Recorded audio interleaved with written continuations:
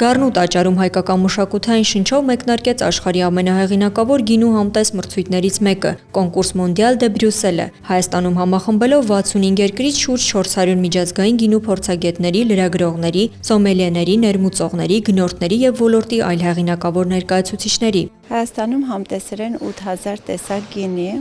կարմիր, սպիտակ եւ փրփրուն գինիները առաջի անգամ, որ այս մրցանակի շրջանակում այս ֆորմատով են մասնակցում գինիները։ Փակ համտես է, ինչպես տեսակ, համտեսողները չեն տեսնում, որ երկրի ինչ սորտի գինի են համտեսում։ Համտեսից հետո անմիջապես իրեն գնահատում են, հավաքագրվում է ամբողջ տեղեկատվությունը եւ հետո մի 10 օրվա ընթացքում արդեն տեղեկացնում են արդյոք գինին ինչի արժանացել։ Մրցույթ համտեսին ներկայացված են նաև շուրջ 130 տեսակ հայկական գինիներ։ Մուրադյանի խոսքով հիմնադրամն աջակցել է, որպեսզի Հայաստան ունենա լայն ներկայացվածություն, քանի որ մրցանակները օգնում են ճանաչում բերել երկրին եւ գինիներին։ Գինու շնորհիվ բացահայտում են այդ սորտը, որ ռեգիոնից է, ինչ տերոար է եւ այլն, կարծում եմ շատ լավ հնարավորություն է մեր գինեգործների համար իրենց արտադրանքը ներկայացնել այս մրցույթին։ Միջոցառման շրջանակում հյուրերի համար նախատեսված են այցելություններ Հայաստանի գինեգործական հիմնական շրջաններ՝ Վայոց ձոր, Արմավիր, Արագածոտն եւ Տավուշ, որը հնարավորություն կտա ծանոթանալու հայկական գինեգործության հարուստ ավանդույթներին, խաղողի տեղական սորտերին եւ ժամանակակից գինեգործական մշակույթին։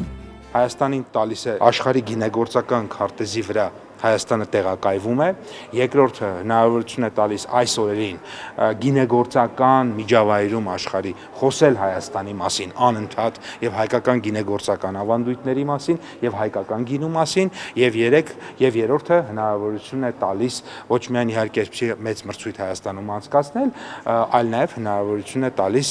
ուրեմն մեր գինեգործներին շփվել միջազգային մակարդակի գնորդների, սոմելիեների, փորձագետների, բլոգերների, լրագրողների հետ եւ այդ փորձի միջոցով իհարկե հայկական գինին արտահանելի դարձնել եւ իհարկե Հայաստանը դարձնել գինու туриզմի երկիր։ Ես ինչու եմ կարևորում գինու туриզմը, որովհետեւ այսօր աշխարհում երկու process է տեղի ունենում՝ գինու սպառումը որպես խմիչք որոշակի անկում է արձանագրում, բայց գինու туриզմը զարգացում է ապրում։ Նախարարն ընդգծեց, այս օրերին Հայաստանում գտնվող ոլորտի տարբեր մասնագետների սոցիալական էջերում բազմաթիվ նյութեր են հրապարակվել Հայաստանի գինեգործական ավանդույթների մասին տարբեր ձևաչափերով, որոնք միլիոնավոր դիտումներ են ունեցել, ինչը ճանաչելիության բարձրացման տեսակետից կարևոր ցուցանիշ է։ Կոնկուրս Մոնդիալ դե Բրյուսել համտես մրցույթի տնօրեն Քվոնտա Հովոն պատմեց, որ Հայաստան առաջին անգամ եկել է 3 տարի առաջ եւ չափազանց տպավորվել է մշակույթով ու պատմությամբ։